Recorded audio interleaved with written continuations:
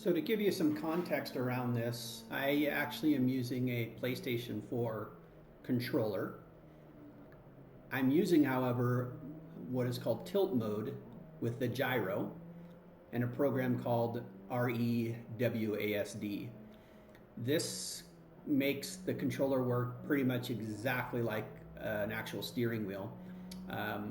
I would never race with a controller, just the stick. It's actually uh, atrocious in how that works. But right now, in this little video, I'm using the gyro in the tilt mode.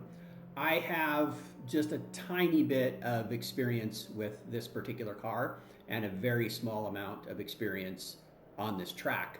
So I've only been back into iRacing for a few weeks, and I'm just now jumping into this car because I see the Skippy isn't that popular in that regards. So all things considered, giving a few more hours of practice and so on, I would be performing a little bit better than we see here. The nice thing about this is I can throw the car and throw it into corners and so on, just like you would with an actual steering wheel.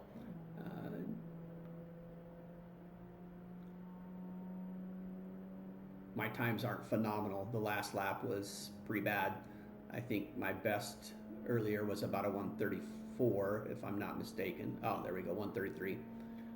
But that's not the point. The point is that it works, and it works phenomenally in all regards.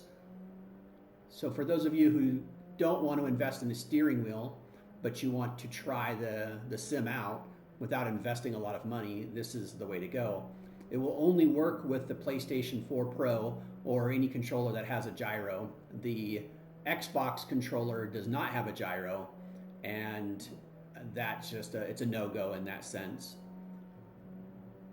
The gentleman ahead of me, I think he was the fastest on the track overall.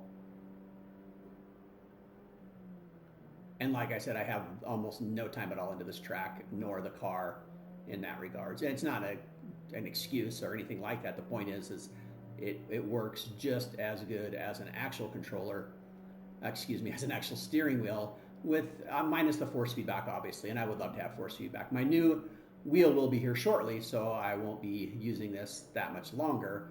But in the meantime, it's been pretty great.